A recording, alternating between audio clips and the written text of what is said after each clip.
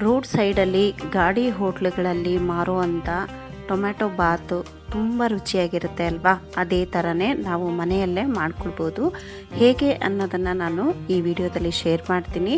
Hi all, welcome back to my channel. ನಾನು ಜ್ಯೋತಿ. ಎಲ್ಲೂ miss ಮಾಡ್ದಲೇ ವಿಡಿಯೋನ ನೋಡಿ. ಇದೇ ರೀತಿ ಮಾಡಿದಾಗ ಖಂಡಿತ ಅದೇ ಟೇಸ್ಟ್ ಬರುತ್ತೆ. ಇಲ್ಲಿ ನಾನು 1 ಕಪ್ನಷ್ಟು ಚಿಕ್ಕ ಕಪ್ನಷ್ಟು ಹಸಿ ತೆಂಗಿನಕಾಯಿ ತಗೊಂಡಿದ್ದೀನಿ. ಮತ್ತು ಇಲ್ಲಿ ಒಂದು 6ರಿಂದ 7 ಹಸಿಮೆಣಸಿನ್ಕಾಯಿ ಖಾರ ನೋಡ್ಕೊಂಡು ತಗೊಳ್ಳಿ. ಮತ್ತು 1 ಗಡ್ಡೆ ಪೂರ್ತಿ ನಾನು ಬೆಳ್ಳುಳ್ಳಿಯನ್ನು ತಗೊಂಡಿದ್ದೀನಿ. ಮತ್ತು ಚಕ್ಕೆ, ಲವಂಗ, ಏಲಕ್ಕಿ, ಶುಂಠಿ ಇಷ್ಟನ್ನು ತಗೊಂಡಿದ್ದೀನಿ. ಈಗ ತೆಂಗಿನಕಾಯಿ, ಬೆಳ್ಳುಳ್ಳಿ, ಹಸಿಮೆಣಸಿನ್ಕಾಯಿ ಹಾಕೊಂಡ್ಬಿಡೋಣ. ಬೇರೆ ಏನನ್ನು ಸೇರ್ಸೋದು ಬೇಡ. ಇಲ್ಲಿ ನೀವು ಬೇಕಿದ್ರೆ ಚಕ್ಕೆ, ಲವಂಗ, ಹಬ್ಲಿಕ್ಕೂ ಕೂಡ ಹಾಕೋಬಹುದು. ಇದನ್ನ ಮೊದಲು ನಾವು ಮಿಕ್ಸಿಯನ್ನು ಹಾಗೆ ಮಾಡ್ಕೊಳ್ಬೇಕು. ಆಮೇಲೆ ಸ್ವಲ್ಪ ನೀರನ್ನು ಸೇರಿಸ್ಕೊಂಡು ಹಾಕ್ಕೊಳ್ಳೋಣ. ನಾನು ಹೇಳಿದ ಮೆಜರ್ಮೆಂಟಿಗೆ ಮಾಡ್ಕೊಳ್ಳಿ, ತುಂಬಾ ಚೆನ್ನಾಗಿ ಬರುತ್ತೆ. ಇಷ್ಟನ್ನು ನಾನು ಹಾಕಿ ಮಿಕ್ಸಿ ಮಾಡಿಕೊಂಡು ಬಂದಿದ್ದೀನಿ. ಈಗ ಒಗ್ಗರಣೆಗೆ ಹಾಕ್ಕೊಳ್ಳೋಣ. ಒಗ್ಗರಣೆಗೆ ನಾನು 2 ಸ್ಪೂನಷ್ಟು ತುಪ್ಪ ಮತ್ತು ಇಲ್ಲಿ 4 ಟೇಬಲ್ ಸ್ಪೂನ್ ಆಗೋಷ್ಟು ಎಣ್ಣೆ. ಇಲ್ಲಿ ಲವಂಗ, 2 ಚಕ್ಕೆ ಅಂದರೆ 2 ಇಂಚಷ್ಟು ಚಕ್ಕೆ ಮತ್ತು 2 ಪಲಾವ್ ಎಲೆ, 1 ಏಲಕ್ಕಿ ಹಾಕ್ಕೊಂಡಿದ್ದೀನಿ. ಇದನ್ನು ಒಂಚೂರು ಸಿಡಿದ ನಂತರ ಇದಕ್ಕೆ ನಾನು ಒಂದು ದೊಡ್ಡ ಸೈಜ್ ಈರುಳ್ಳಿ ಅರ್ಧ ಭಾಗ ಮಾಡ್ಕೊಂಡಿದ್ದೀನಿ. ತುಂಬ ಉದ್ದುದ್ದ ಚೆನ್ನಾಗಿರಲ್ಲ ಅಂತ. ನಿಮಗೆ ಉದ್ದುದ ಬೇಕಿದ್ರೆ ಆ ರೀತಿ ಕೂಡ ಹಾಕೋಬೋದು. ಅದನ್ನು ಹಾಕಿ ಸ್ವಲ್ಪ ಕಲರ್ ಚೇಂಜ್ ಆದ ನಂತರ ನಾವು ಇಲ್ಲಿ ಪುದೀನ ಸೊಪ್ಪನ್ನು ಸೇರಿಸ್ಕೊಂಡಿದ್ದೀನಿ. ಇಲ್ಲಿ ಒಂದು ಅರ್ಧ ಕಪ್ಪು, 1/4 ಕಪ್ಪಿಂದ ಅರ್ಧ ಕಪ್ಪು ಅಷ್ಟು ಹಾಕಿದ್ರೆ ಸಾಕು. ಅಂದರೆ ಒಂದು ಅರ್ಧ ಕಟ್ಟಿನಷ್ಟು ಪುದೀನ ಹಾಕ್ಕೊಂಡು ಆ ಎಣ್ಣೆಯಲ್ಲಿ ಸ್ವಲ್ಪ ಚೆನ್ನಾಗಿ ಫ್ರೈ ಮಾಡ್ಕೊಳ್ಬೇಕು.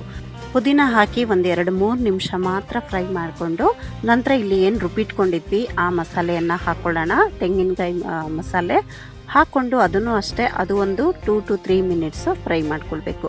ಅದು ಆಗಿದ ನಂತರ ಈಗ ನಾವು ಒಂದು ಅರ್ಧ ಸ್ಪೂನಷ್ಟು ಅರಿಶಿನ, 1 ಸ್ಪೂನಷ್ಟು ಖಾರದ ಪುಡಿ, ಅಚ್ಚ ಖಾರದ ಪುಡಿ ಮತ್ತು ಒಂದು ಅರ್ಧ ಸ್ಪೂನಷ್ಟು ಧನಿಯಾ ಪುಡಿ ಇಷ್ಟನ್ನು ಹಾಕ್ಕೊಂಡು ಒಂದೇ ಒಂದು ನಿಮಿಷ, ಒಂದು ಅರ್ಧ ನಿಮಿಷದಷ್ಟು ಮಿಕ್ಸ್ ಮಾಡಿ ನಂತರ ಇಲ್ಲಿ ನಾವು 4ರಿಂದ 5 ಹುಳಿ ಟೊಮ್ಯಾಟೊ ಅಂತ ಹೇಳ್ತಾರಲ್ಲ ಅದನ್ನು ಹಾಕ್ಕೊಂಡಿದ್ದೀನಿ. ಇದನ್ನು 4ರಿಂದ 5 ಟೊಮ್ಯಾಟೊನ ತುಂಬ ಸ್ಮಾಲ್ ಪೀಸು ಅಲ್ಲ, ತುಂಬ ದೊಡ್ಡ ಪೀಸ್ ಅಲ್ಲ ಅನ್ನೋಂಗೆ ಮೀಡಿಯಂ ಪೀಸ್ ಆಗಿ ಮಾಡಿಕೊಂಡು ಹಾಕ್ಕೊಂಡಿದ್ದೀನಿ.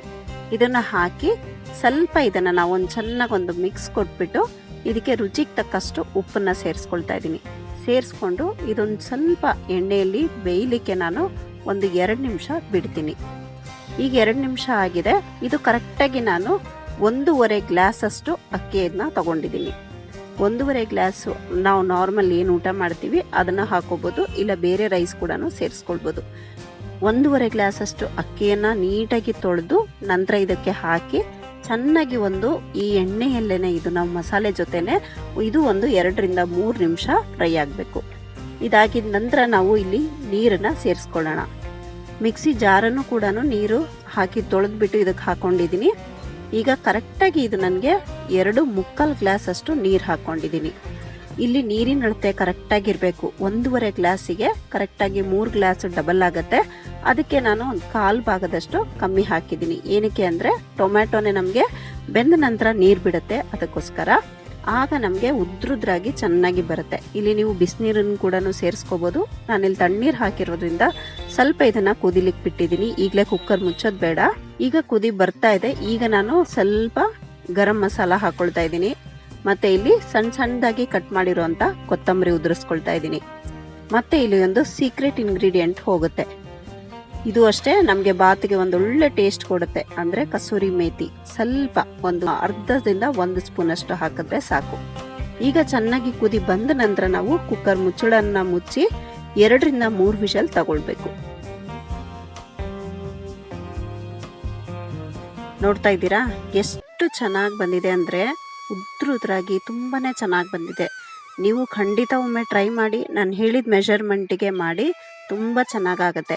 ಇದು ನಮಗೆ ಒಂದು ಬೆಳಗ್ಗೆ ತಿಂಡಿಗೆ ಮಾಡೋದಾದರೆ 6ರಿಂದ 8 ಜನಕ್ಕೆ ಇದು ಆಗುತ್ತೆ. ತುಂಬ ಚೆನ್ನಾಗಿ ಬಂದಿತ್ತು. ಒಮ್ಮೆ ಖಂಡಿತ ಟ್ರೈ ಮಾಡಿ.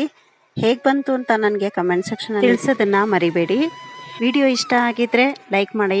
ಸಬ್ಸ್ಕ್ರೈಬ್ ಮಾಡದೆ ನೋಡ್ತಿದ್ರೆ ಪ್ಲೀಸ್ ಈಗಲೂ ಸಬ್ಸ್ಕ್ರೈಬ್ ಮಾಡ್ಕೊಳ್ಳಿ. ಫ್ರೆಂಡ್ಸ್ ರಿಲೇಷನ್ಸಿಗೂ ವಿಡಿಯೋನ ಶೇರ್ ಮಾಡಿ. ಇದೇ ರೀತಿಯ ಇಂಟ್ರೆಸ್ಟಿಂಗ್ ರೆಸಿಪಿಯೊಂದಿಗೆ ನೆಕ್ಸ್ಟ್ ವಿಡಿಯೋದಲ್ಲಿ ಸಿಗ್ತೀನಿ. Thank you for watching. Have a nice day. Take care. Bye bye.